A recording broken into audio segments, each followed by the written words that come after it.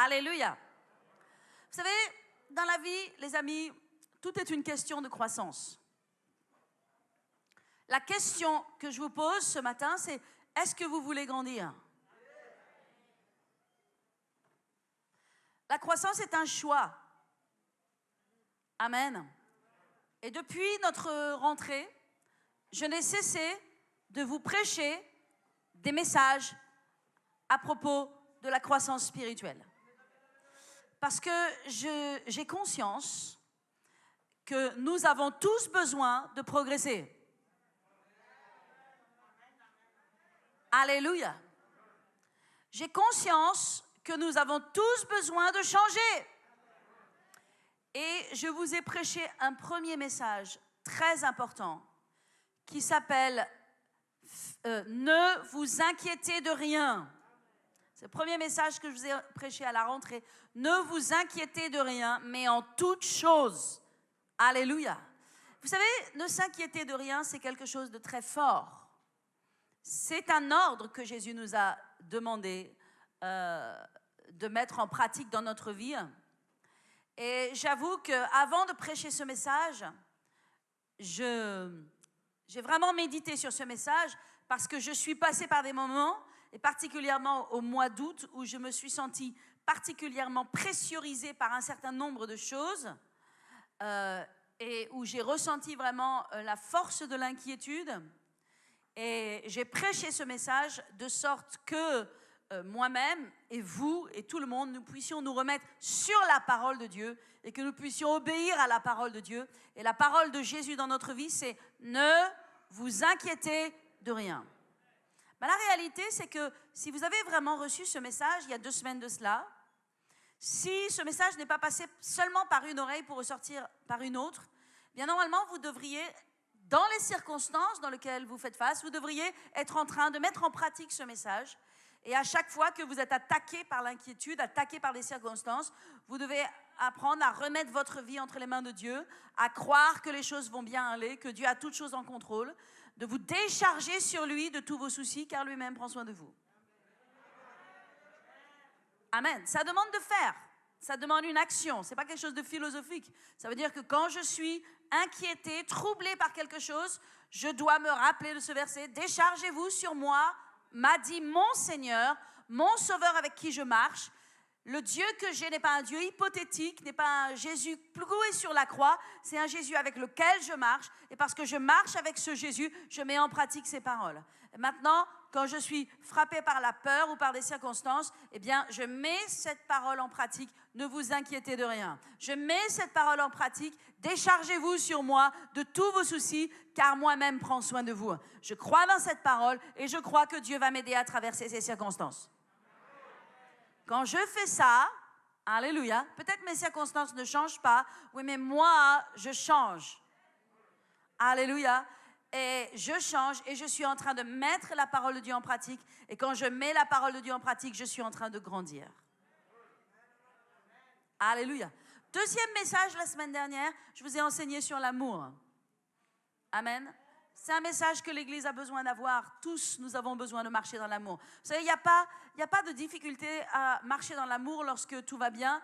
Il n'y a pas de difficulté à marcher dans l'amour lorsque personne ne vous veut de mal ou personne ne dit quelque chose qui écorne votre réputation, qui écorne votre image ou qui blesse votre cœur. Quand tout le monde vous applaudit, c'est facile d'aimer tout le monde. Mais ce n'est pas le message de Christ. Le message de Christ, c'est un message de maturité. C'est un message qu'il a lui-même vécu, qui est d'aimer les gens qui nous blessent, qui nous persécutent, qui nous malmènent, qui nous secouent, qui écornent un petit peu notre orgueil. Ok ? Eh bien, nous devons mettre en pratique ce message. Et mettre en pratique ce message, ce n'est pas démissionner.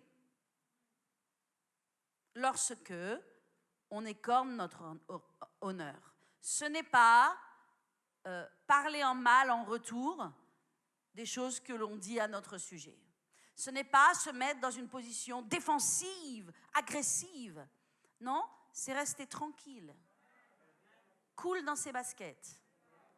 Ça s'appelle mettre en pratique la parole de Dieu. Et c'est aimer et bénir.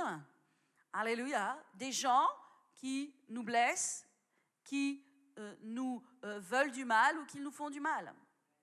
Je crois que mon fils Louis a fait un grand progrès cette semaine. Suite à ce message qu'il a commencé à mettre en pratique.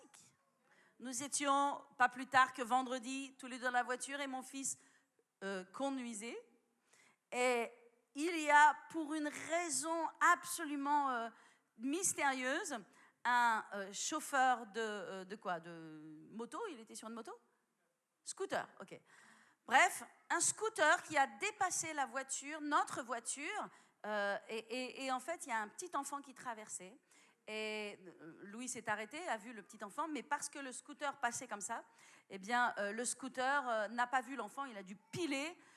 Et je pense qu'il s'est fait peur, et c'est un petit enfant que les parents ont lâché la main, et il a couru et traversé. Et voilà, la route a repris, mais 20 ou 30 mètres plus tard, le scooter s'est arrêté.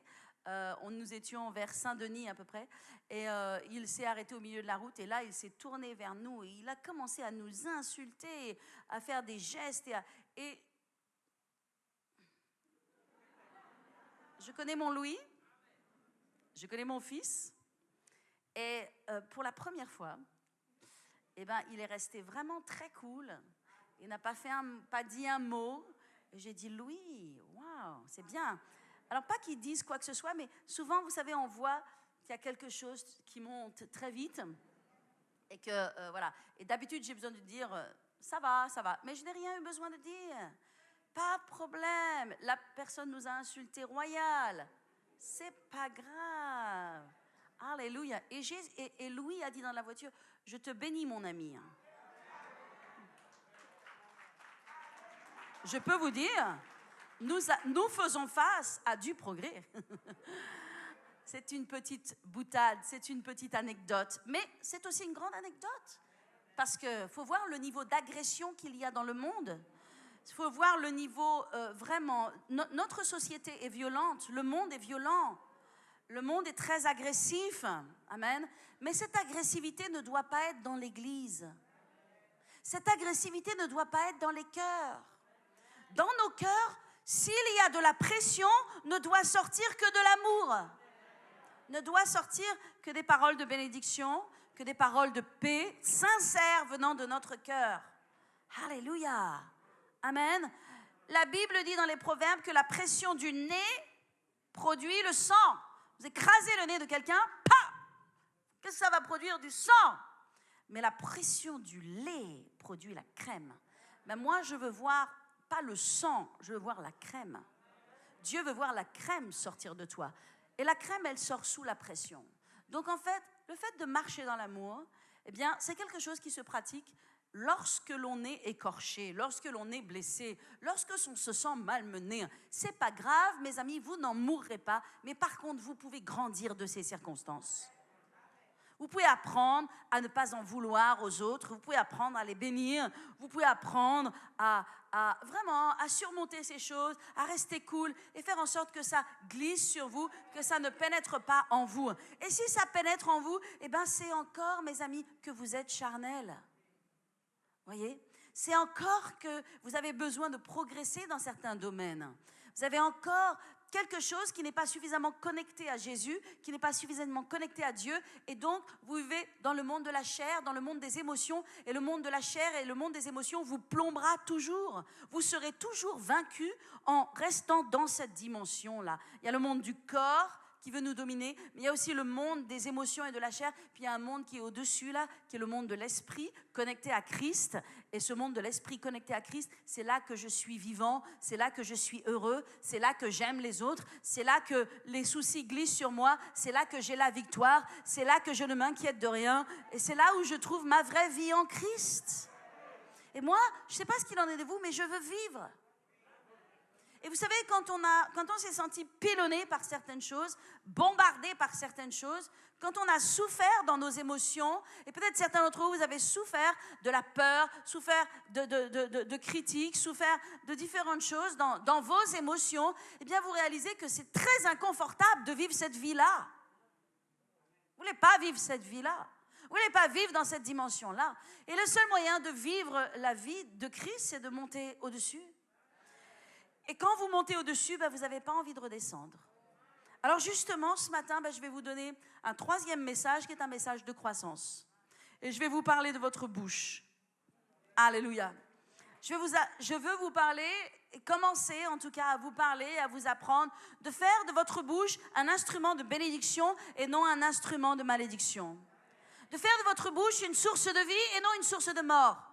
De faire de votre bouche une source qui va bâtir, qui va construire, qui va vous élever et pas qui va vous abaisser. Alléluia. Amen. Dieu a donné à nos mots de la puissance. Dieu a donné à nos paroles de la puissance. Dieu a donné à notre bouche de la puissance. La première puissance qui est sortie de la bouche, c'est sorti de la bouche de Dieu. Et Dieu a donné à la bouche la puissance de créer. La bouche crée. Et nous savons, la Bible nous dit dans Hébreux, nous savons que le monde n'a pas été façonné de main d'homme, mais que le monde a été façonné par la parole de Dieu.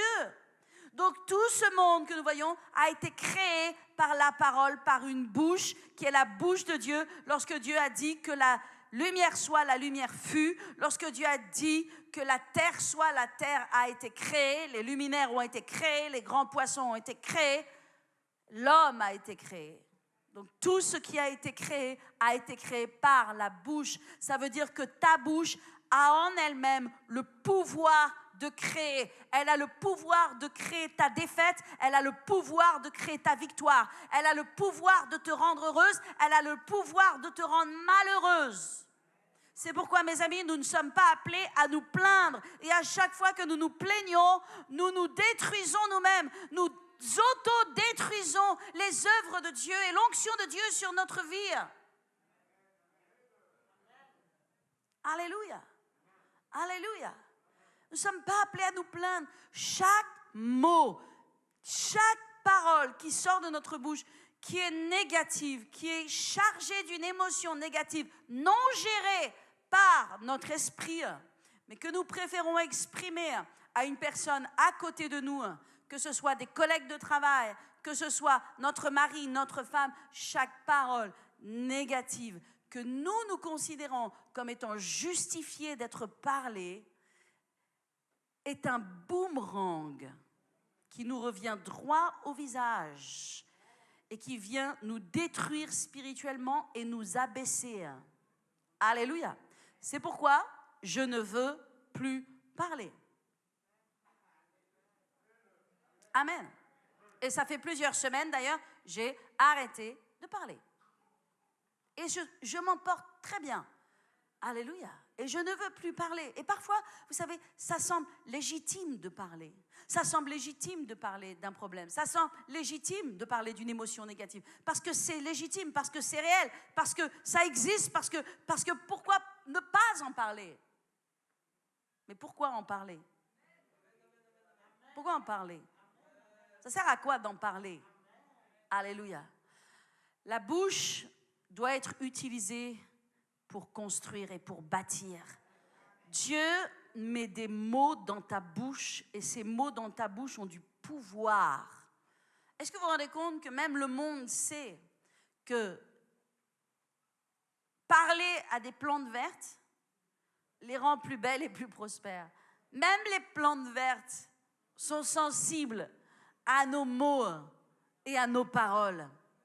Et nous ne parlerions pas de nous-mêmes de la bonne façon, ne parlerions pas des autres de la bonne façon et nous pensons que nous allons être heureux et prospères. Nous ne pouvons pas être prospères. Nous ne pouvons pas être prospères et nous ne pouvons pas être heureux tant que nous n'apprenons pas à gouverner notre bouche. Tant que nous n'apprenons pas à gouverner nos paroles. Alléluia. Donc la bouche, elle a reçu le pouvoir de créer. Elle a reçu le pouvoir de tuer. C'est ce que veulent faire les sorciers. C'est ce qu'ils font les sorciers avec leur bouche. Ils font des imprécations, ils parlent des choses. Et des gens qui n'ont pas la protection du sang de Jésus sont victimes. Parce que la bouche a le pouvoir de tuer, mais la bouche aussi a le pouvoir de donner la vie. Et bien sûr, nous connaissons tous ce proverbe, le proverbe 18-21 qui dit « La vie et la mort sont au pouvoir de la langue. La vie et la mort sont au pouvoir de la langue. Par ta langue, tu peux tuer. Par ta langue, tu peux donner la vie. » Alléluia. Par ta langue, tu peux donner la vie à ta vie. Ou par ta langue, tu peux donner la mort à ta vie. Par ta langue, tu peux tuer les gens autour de toi. Et je ne parle pas tuer d'une mort physique, mais les tuer dans leur cœur, les tuer dans leur esprit. Ou par ta bouche, tu peux donner la vie autour de toi, à tes enfants, à ta famille. Alléluia. Donc mes amis, je vous amène dans notre 3e programme de croissance. Premièrement, ne vous inquiétez de rien, mais déchargez-vous sur lui de tous vos soucis. Si vous faites ce que je vous dis et que vous mettez la parole de Dieu en pratique, vous allez voir une croissance, un changement, un bien-être dans votre vie. Vous allez voir du succès, vous allez voir une prospérité, vous allez voir de l'augmentation. 1, ne vous inquiétez de rien. 2, marchez dans l'amour. L'amour, c'est la voie du succès et de la réussite. 3, fais de ta bouche un instrument de bénédiction. Alléluia. Fais de ta bouche un instrument entre les mains de Dieu qui va bâtir le royaume de Dieu, qui va bâtir ta famille, qui va bâtir ton avenir, qui va bâtir ta destinée. Tu as besoin de parler des paroles de vie. Il faut que tu repères toutes les paroles de mort qui sortent de ta bouche et que tu les condamnes, que tu les fasses taire. Et c'est pourquoi, parfois, quand on ne sait pas parler des choses positives, vaut mieux juste se taire. Et il y a des gens, ils ont besoin de commencer par le traitement du silence. Pour après reprendre l'usage de la parole, mais l'usage de la parole de la bonne façon. Alléluia. Je trouve que dans le fait de se taire, il y a beaucoup de paix. Dans le fait de se taire, il y a beaucoup d'harmonie. Et vous les femmes, nous les femmes qui parlons plus souvent que les hommes, combien cette parole elle est pour nous. Alléluia. Si tu ne vas pas bien, peut-être que la raison pour laquelle tu ne vas pas bien, c'est à cause de ta bouche. D'ailleurs, il y a quelqu'un qui a dit comme cela, je ne sais plus exactement, mais qui a dit le plus gros problème, un des plus gros problèmes que tu as dans ta vie se trouve juste au-dessous de ton nez. Alors maintenant, mets ton doigt sur ton nez. Allez-y, mets ton doigt sur ton nez. Ok, maintenant tu descends. Qu'est-ce que tu trouves au-dessous de ton nez? Ah, ta bouche. Alléluia. Parce que par ta bouche, tu peux mourir ou par ta bouche, tu peux vivre. Selon ce que tu dis, si tu commences à parler sur ta vie et à dire « J'ai un grand avenir, je vais y arriver. » Alléluia. J'ai des solutions en Christ. Si tu commences à parler des paroles de vie, des paroles d'amour, à bénir ceux qui te blessent avec ta bouche, tu es en train de changer toute ton atmosphère. Tu es en train de changer tout ce qui te concerne. L'esprit de victoire est en train de venir en toi. L'esprit de foi est en train de se lever en toi. Alléluia. Mais quand tu commences à te plaindre, peut-être tu te dis, mais oui, mais c'est mon mari. Oui, mais c'est ma femme. Je peux bien lui dire. Oui, mais c'est mon ami. Je peux bien lui dire. Oui, mais c'est une personne de confiance. Je peux bien lui dire. La question, c'est à quoi ça te sert quand tu dis, quand tu as cette décharge? Tu penses que ça te décharge, tu penses que tu te sens mieux, mais dans la réalité des faits, tu te sens pire. Quand tu parles négativement, même si cette personne je vais te dire une chose, la seule personne à qui tu peux parler, c'est Jésus. La seule personne à qui tu peux parler et te sentir vraiment bien, c'est Christ. C'est le Seigneur Jésus. La seule personne qui peut vraiment te comprendre et qui peut vraiment t'aider, c'est Jésus. Et tout ça a encore à voir avec notre marche personnelle avec le Seigneur. Amen. Alléluia. Gloire à Jésus. Alors, nous allons lire ensemble dans Jacques 3, verset 2. Nous allons le lire ensemble. Jacques 3, verset 2. J'attends que vous tournez, sinon vous pouvez regarder avec la vidéo proche. Jacques 3, verset 2, il est écrit « Nous bronchons tous de plusieurs manières. » Alors, le mot « broncher », On ne le comprend pas en français. Mais vous pouvez écrire dans votre Bible, broncher veut dire trébucher, tomber, pécher. OK? Donc, nous trébuchons, nous tombons tous de plusieurs manières. Si quelqu'un ne bronche pas en parole, en d'autres termes, si quelqu'un ne trébuche pas en parole, c'est un homme parfait. Parfait veut dire accompli, mature, adulte, capable de tenir tout son corps en bride. En d'autres termes, il est capable, s'il est capable de tenir sa bouche, il est capable de tenir tout ce qui concerne sa vie. Ça veut dire qu'il va être capable de tenir tout le reste. La chose la plus difficile à tenir dans notre vie et dans notre corps, c'est notre langue, c'est notre bouche. Et donc, il est écrit, si nous mettons le mors dans la bouche des chevaux pour qu'ils nous obéissent, nous dirigeons aussi leur corps tout entier. Voici même les navires qui sont si grands et que poussent les vents impétueux sont dirigés par un tout petit gouvernail au gré du pilote. De même, la langue est un petit membre et elle se vante de grandes choses. Voici comme un petit feu peut embrasser une grande forêt, la langue aussi est un feu, c'est le monde de l'iniquité. La langue est placée parmi nos membres, souillant tout le corps et enflammant le cours de la vie, étant elle-même enflammée par la géhenne. Waouh! On peut relire ce passage ensemble? On va revoir. Il est écrit que nous bronchons tous, ça veut dire que nous trébuchons tous à un moment, quelque part dans notre vie. Mais celui qui ne trébuche pas, qui ne bronche pas dans ses paroles, en d'autres termes, celui qui ne va pas parler négativement, qui ne va pas critiquer, qui ne va pas parler en mal, qui ne va pas diffuser des informations inutiles, qui ne va pas proférer de vaines paroles, celui-là, la Bible dit que c'est un homme parfait. C'est une femme parfaite. Et le mot parfait ne veut pas dire parfait, mais veut dire c'est quelqu'un de mature. C'est quelqu'un d'adulte. Donc, mes amis, à nouveau, dans ce domaine bien précis, Dieu nous demande de la croissance.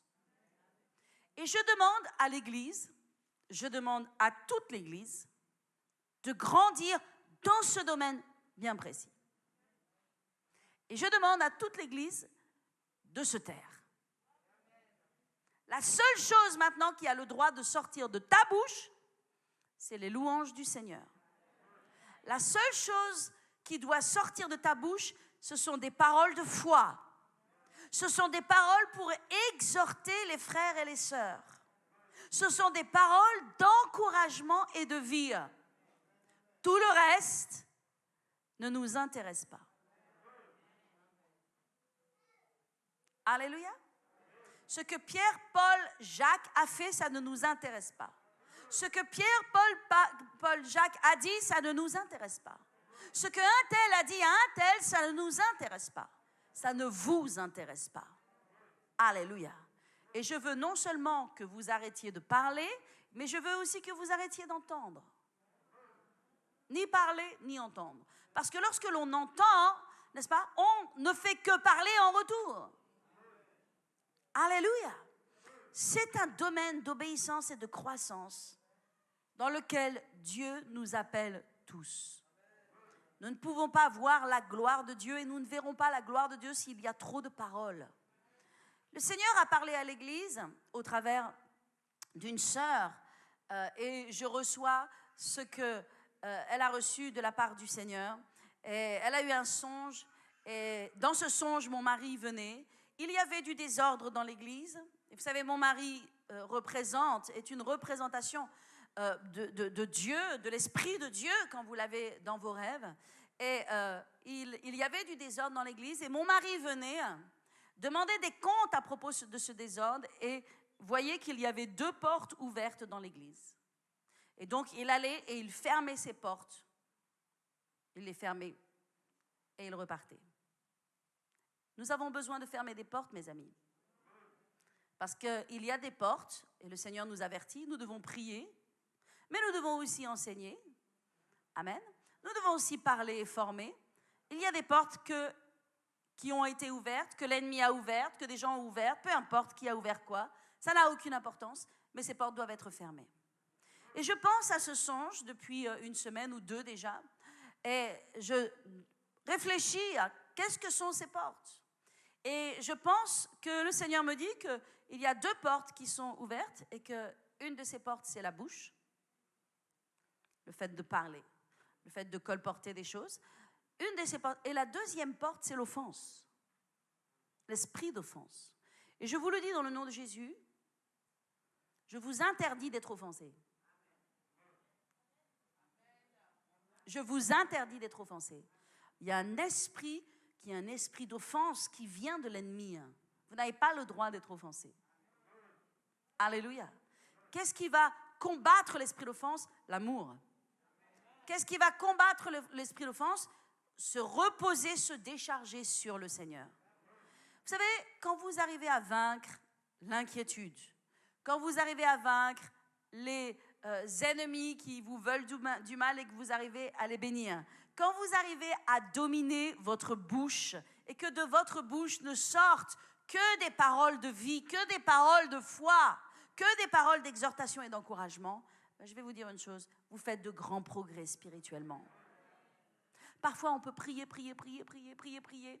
et des gens prient, intercèdent. Et c'est merveilleux d'avoir l'onction d'intercession et combien on a besoin de prier, d'intercéder dans le nom de Jésus. Mais la première prière que tu as besoin dans ta vie, c'est la prière d'intimité avec Christ. Parce que tu peux chasser tous les diables de l'enfer sans que ton être intérieur soit changé, sans que ton cœur soit changé. La seule chose qui change ton cœur, qui renouvelle ta nature spirituelle, c'est ton intimité avec Christ. Tu peux chasser tous les diables de l'enfer et puis terminer, rentrer chez toi et être un diable toi-même chez toi. Tu peux chasser tous les diables de l'enfer et venir à l'église et être un diable à l'église. Tu comprends? Être utilisé par l'ennemi. Mais par contre, quand tu as cette intimité avec Jésus, alléluia, cette intimité, elle te change de l'intérieur. Et donc, tu sais quand tu pêches, tu sais quand tu fais une erreur. Mais quand tu n'as pas l'intimité avec Jésus, tu pêches avec ta bouche, tu t'en rends même pas compte. Tu penses simplement, mais c'est justifié ce que je dis. Mais c'est la vérité ce que je dis. Mais c'est ce qui m'est arrivé ce que je dis. Mais je suis dans mon bon droit de dire ce que je dis. Mais non, tu n'es pas dans ton bon droit. Tu n'es pas dans ton bon droit. La réalité, c'est parce que tu n'as pas d'intimité avec Christ. Tu ne te rends pas compte que ta bouche, tu pêches par ta bouche et que tu es dans l'erreur. Je crois qu'il y a beaucoup de bénédictions à se taire. Et je pense que, et je vous challenge tous dans le nom de Jésus, et je vous dis toute cette semaine, je challenge toute l'Église à ne pas parler. Et quand je dis ne pas parler, j'entends ne pas parler inutilement, pas trop parler, parce que la Bible dit que celui qui parle trop ne manque pas de péché. Donc, pas trop parler, et surtout, ne pas parler une seule parole négative. Ne pas parler contre les frères et les sœurs, ne pas parler contre quelque chose ou quoi que ce soit. Pas de parole négative. Alléluia. Pas de parole négative. Vous savez, si on veut aller le plus loin dans les paroles négatives, on ne se rend pas compte que dans notre vocabulaire, il y a beaucoup de paroles négatives. Si on dit à quelqu'un, par exemple, tu sais, oh là là, tu me racontes cette situation, oh là là, vraiment, tu as un problème. C'est une parole négative. Parce qu'une parole positive sera de dire, oh mais vraiment, il faut que Dieu te donne des solutions. Tu vas trouver des solutions. Avec l'aide de Dieu, tu vas trouver des solutions. Quand vous dites la même chose en fait, mais quand tu dis, ah oui, vraiment, même si vous êtes dans l'empathie, hein, ah oui, vraiment, oh là là, tu as un problème, c'est une parole négative. Mais quand tu dis, ah là là, oui, il faut que tu trouves des solutions, Dieu va t'aider à trouver des solutions, là tu dis une parole positive. La réalité, c'est que quand on va, tel n'est pas mon sujet ce matin, mais quand on commence à analyser nos paroles et quand on commence à vraiment travailler sur ce qui sort de notre bouche, vous savez, beaucoup d'entre vous, vous travaillez à ce qui sort de votre porte-monnaie. ok? Mais commencez à travailler à ce qui sort de votre bouche. Amen. Parce que c'est ce qui sort de votre bouche qui va vous donner la prospérité. Amen. Quand tu travailles à ce qui sort de ta bouche, amen, ben tu vas te rendre compte qu'il y a plein de paroles négatives. Et que finalement, quand il s'agit de ne plus parler négativement, ben, finalement, on ne dit plus grand-chose. Et donc maintenant, on doit rééduquer notre bouche à parler positivement, à parler la foi, à parler l'amour, à parler la parole de Dieu, à se décharger sur le Seigneur. Est-ce que quelqu'un a besoin de cette parole ce matin? Alléluia! Dis à ton voisin, ne parle plus, ne parle plus. Alléluia! Nous devons mettre un mort à notre bouche, comme les chevaux.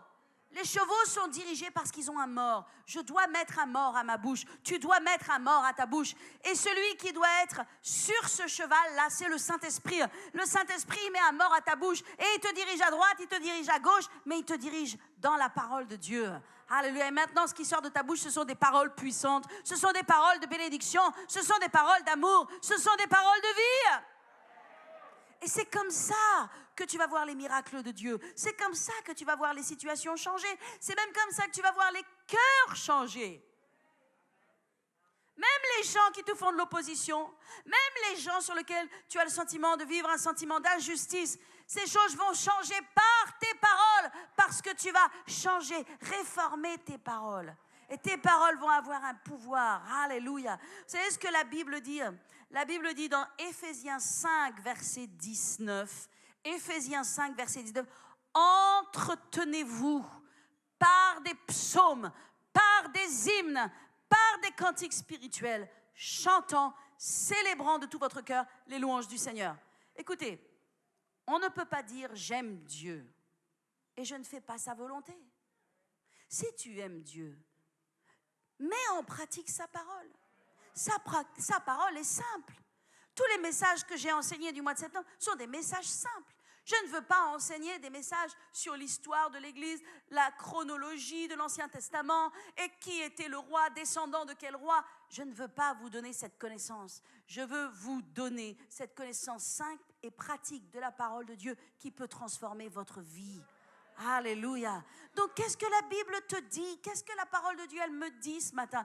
Entretenez-vous par des hymnes, par des psaumes, des cantiques, chantant de tout votre cœur les louanges du Seigneur. Amen. Qu'est-ce que ça veut dire s'entretenir? Allez les hommes, qu'est-ce que ça veut dire s'entretenir? Qu'est-ce qu'on fait quand on s'entretient? Eh bien, on s'entretient. Comment on fait? On s'entretient. On commence à prendre une bonne hygiène de vie. Okay? On dit souvent que s'entretenir, c'est faire du sport. Okay? On ne fait pas du sport juste un jour. Okay? On commence à prendre une discipline. Eh bien, entretenez-vous. Alléluia. Prenez cette discipline. C'est comme ça que vous allez vous entretenir. On a besoin de s'entretenir physiquement, n'est-ce pas? Le corps, ce n'est pas simple. Ce n'est pas la chose la plus simple, le corps. Eh bien, néanmoins, on doit s'entretenir. Eh bien, comment est-ce qu'on va entretenir notre esprit? On va s'entretenir par quoi? Des louanges, des hymnes, des paroles de foi, des paroles de vie. C'est ça. Et tout le reste, ça vient te plomber. Tout le reste, ça vient te plomber. Amen. Alléluia. C'est pourquoi ce que je prêche ce matin, sans le savoir, parce que je ne connaissais pas le sketch, va quand même très bien avec le sketch que nous avons vu. Nous avons eu l'illustration tout à l'heure. Nous avons eu Madame Tout va bien. Et puis nous avons eu Madame Tout va mal. Madame Tout va mal, elle ne pouvait pas relâcher son passé. Elle ne pouvait pas lâcher les gens qui lui avaient fait du mal. Puis elle allait tellement mal. Elle avait une vraie crise de foi. Madame Tout va mal. Et toutes ces paroles étaient négatives. Mes amis, Dieu nous appelle dans une plus grande dimension de vie. Je ne sais pas ce qu'il en est de vous, mais moi, je veux vivre cette vie-là. Je veux vivre dans cette dimension-là. Alléluia. Il y a dans Luc 24, verset 17, l'histoire des compagnons d'Emmaüs.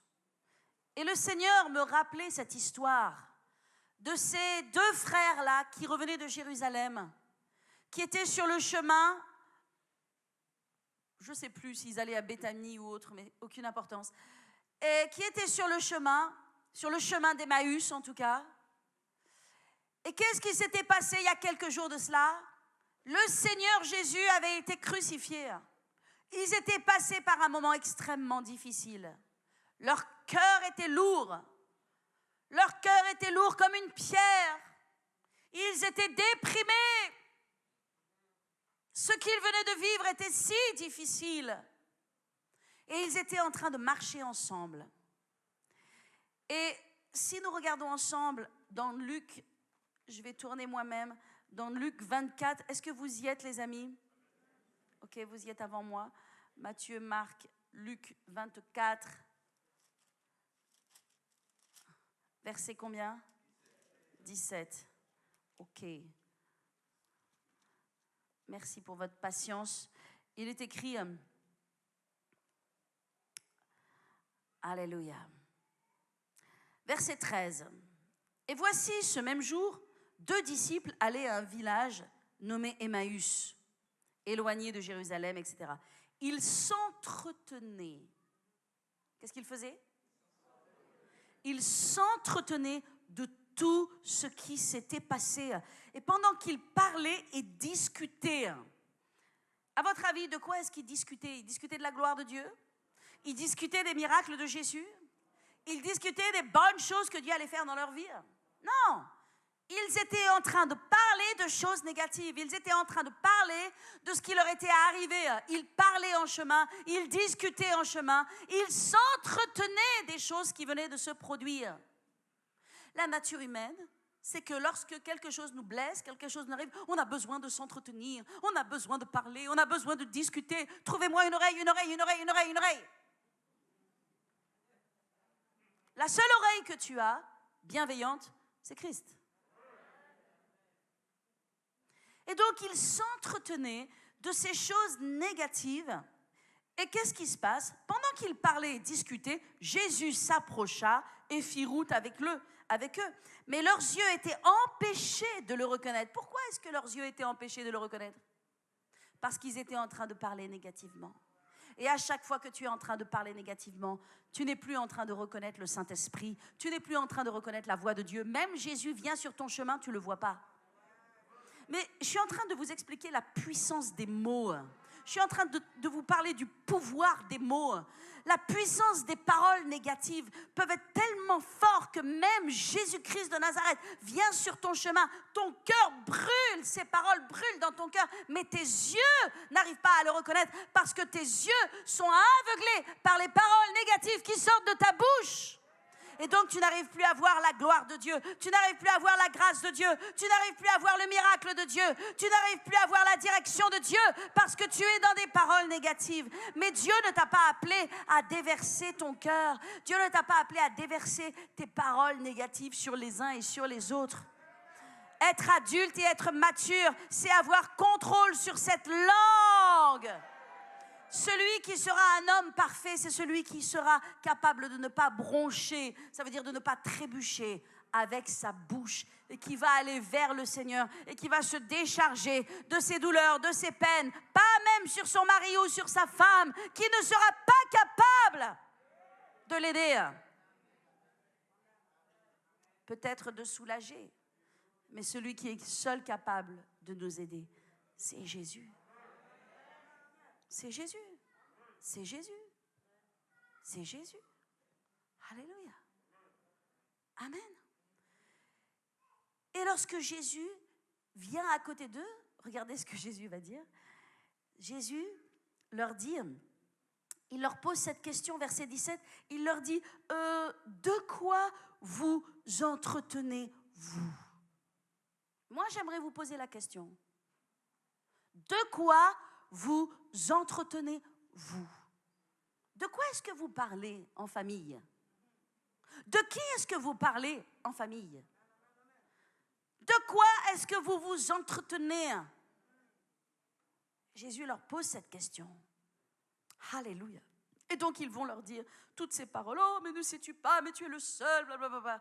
Et ce n'est qu'au moment où Jésus se met devant eux, rompt le pain, reproduit le schéma de la scène, de la communion, que là leurs yeux s'ouvrent et qu'ils réalisent que que c'était Christ. Est-ce que vous comprenez? Il y a dans les mots une puissance. Les paroles nous affectent, nous, personnellement, et affectent notre environnement, et affectent notre avenir. Nous devons parler positivement. Et il y a une deuxième histoire que le Seigneur me parlait, et je vais être rapide. Dieu me parlait à propos de ce message de Anne et de Pénina. Il y avait une femme qui s'appelait Anne. Elle était mariée à Elkana, et Elkana avait 2 épouses, Anne et Pénina. Pénina avait des fils et des filles de Elkana, mais Anne était stérile et n'avait pas d'enfants. Et qu'est-ce qui se passait tous les ans lorsqu'ils allaient au temple? Et ils allaient au temple pour rendre grâce à Dieu. En fait, Anne, c'était extrêmement dur pour elle. Parce qu'elle allait au temple avec un cœur rempli d'amertume, parce qu'elle n'avait pas d'enfant. Et parce que Pénina l'a mortifiée. La mortifier, c'est vraiment, ça veut dire vraiment qu'avec sa bouche, elle l'humiliait, elle l'attaquait, elle amenait la mort en elle. C'était dur pour Anne. Et qu'est-ce que Anne faisait? Si vous relisez 1 Samuel, c'est le premier chapitre qui entre dans le grand livre de Samuel. Si vous voyez Anne, qu'est-ce qu'elle faisait? Elle se tournait vers son mari, elle pleurait envers son mari. Pourquoi est-ce que Dieu m'a rendue stérile? Et pourquoi est-ce que Pénina, elle a des enfants? Et pourquoi est-ce qu'elle me mortifie? Et pourquoi est-ce que tout le monde en veut? Mais Elkana était incapable de l'aider. Il était incapable. Et il lui disait, mais ma chérie, mais ne sais-tu pas? Mais ne sais-tu pas que je t'aime, que mon amour vaut plus que l'amour de je ne sais qui, et que je suis là pour toi, et que même si tu n'as pas d'enfant, c'est toi que j'aime. Mais Anne, elle a fait une chose. Ça a duré des années, jusqu'au jour où Anne, elle s'est levée. Et elle a compris que son mari n'était pas sa force. Vous savez, les maris et les femmes, les conjoints, les époux, les amis, les collègues sont extrêmement limités dans leur capacité à vous soutenir et à vous aider. Ils n'ont que les armes qu'ils ont. Il faut arrêter de faire de nos collègues, de nos amis, de nos familles, de notre mari, de notre femme, notre Seigneur. Vous comprenez? Ton mari n'est pas Jésus. Et ta femme n'est pas Jésus. Et ton ami n'est pas Jésus. Et donc elle a compris, elle a fermé sa bouche, Anne, et elle est allée au temple. Et de la même façon, le même rituel, Pénina l'a mortifiée, etc.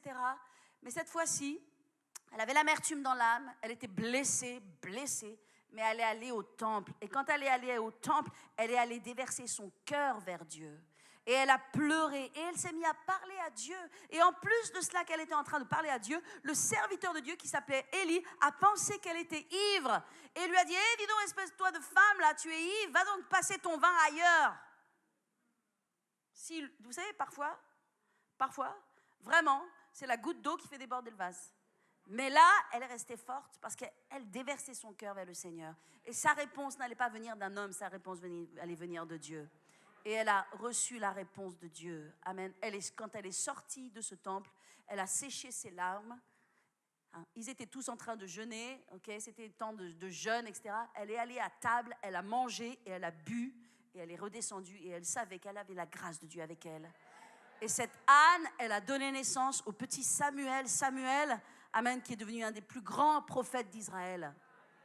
Où est-ce qu'elle a trouvé sa force, Anne? En Dieu. En Dieu.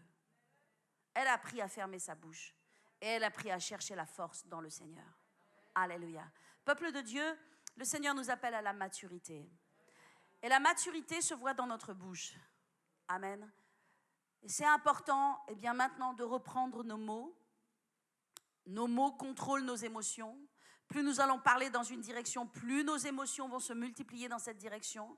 Si ce sont des émotions positives, alléluia, gloire à Dieu.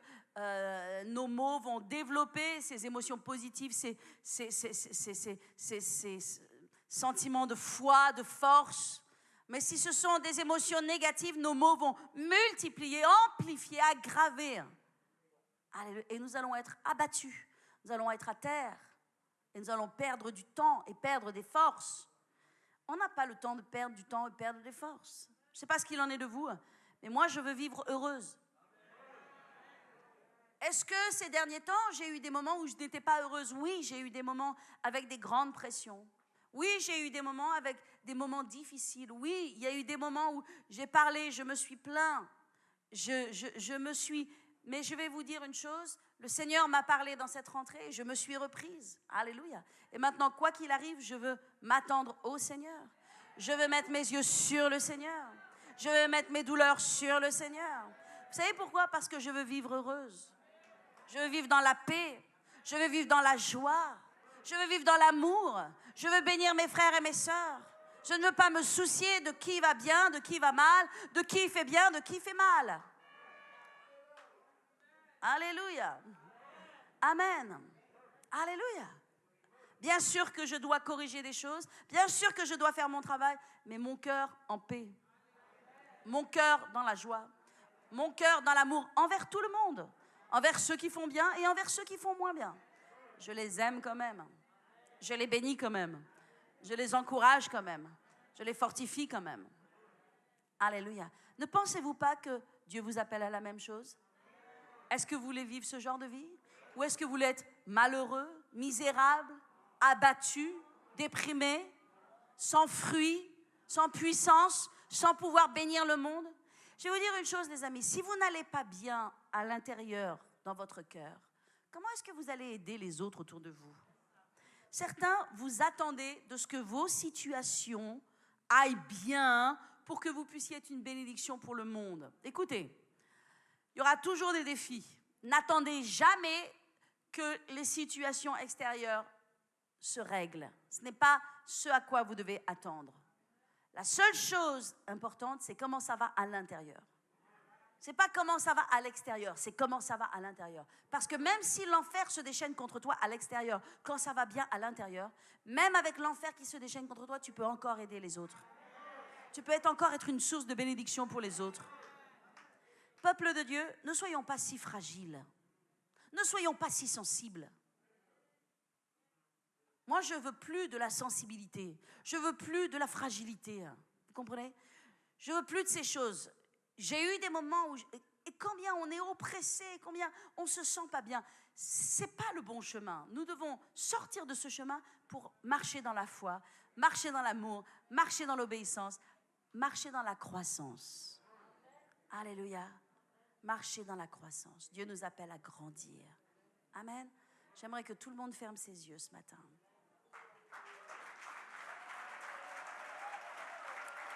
Alléluia. Thank you, Jesus. Alléluia. Oh Seigneur, alléluia. Père, élevez vos mains vers le Seigneur. Je prie pour vous. Seigneur, je veux prier pour tous mes frères et mes sœurs, parce que tu as une belle vie pour leur vie. Tu les as appelés à être heureux, à être joyeux et à être prospères. Et je te remercie de ce qu'ils ne sont plus dominés par leurs émotions négatives. Maintenant, je prie qu'ils sont libérés dans le nom de Jésus. Si quelqu'un est dans la souffrance, si quelqu'un est dans la douleur, si quelqu'un est dans le ressentiment, si quelqu'un est dans l'affliction, dans l'inquiétude ou dans quelque tourment que ce soit, je prie au nom de Jésus que tu sois libéré maintenant dans le nom de Jésus, par ma prière et par la parole de Dieu, par la révélation de la parole de Dieu. Je déclare sur vous, dans le nom de Jésus, que vous êtes des chrétiens forts. Je déclare sur toi, tu es un enfant de Dieu fort. Tu es un enfant de Dieu béni. Tu es un enfant de Dieu prospère. Tu es un enfant de Dieu qui marche dans la victoire. Tu es un enfant de Dieu qui va atteindre ta destinée et ta destination. Tout ce que Dieu a pour toi, tu vas le recevoir. Dieu te donne de bonnes choses et il y a de bonnes choses sur ton chemin. Et même dans cette année 2020, tout n'est pas terminé et il y a encore de bonnes choses qui vont arriver pour toi. Il y a des miracles, il y a des percées, il y a des guérisons, il y a des délivrances, il y a le salut de ta famille, le salut de tes bien-aimés. Il y a des bénédictions et toute forme de prospérité qui viennent sur ton chemin. Je le déclare dans le nom de Jésus. Tu es au-dessus et pas en dessous. Tu es à la tête et pas à la queue. Et je le déclare au nom de Jésus. Tu n'es plus dominé par tes émotions. Tu n'es plus dominé par des émotions négatives. Mais maintenant tu surmontes. Tu as le contrôle de ta bouche. Tu as le contrôle de tes émotions. L'esprit de croissance est sur toi. Dans le nom de Jésus, tu ne vas plus descendre. Tu ne seras plus un enfant. Tu ne seras plus un bébé. Mais maintenant, tu es un adulte. Tu marches avec force. Tu marches avec droiture. Tu marches avec constance. Tu marches avec stabilité. Au nom de Jésus, tu n'es pas faible, mais tu es fort. Je te le dis dans le nom de Jésus. Et je parle dans ton esprit. Je parle maintenant dans ton esprit. Et ces paroles entrent dans ton esprit. Dans le nom de Jésus, tu es une nouvelle création en Jésus-Christ. Les choses anciennes sont passées. Voici maintenant, toutes choses sont devenues nouvelles. Alléluia. Au nom de Jésus. Et le Dieu de paix est avec toi. Le Dieu de prospérité est avec toi. Le Dieu de guérison est avec toi. Le Dieu de salut est avec toi. Le Dieu de lumière est avec toi. Le Dieu qui te bénit est avec toi. Au nom de Jésus. Amen.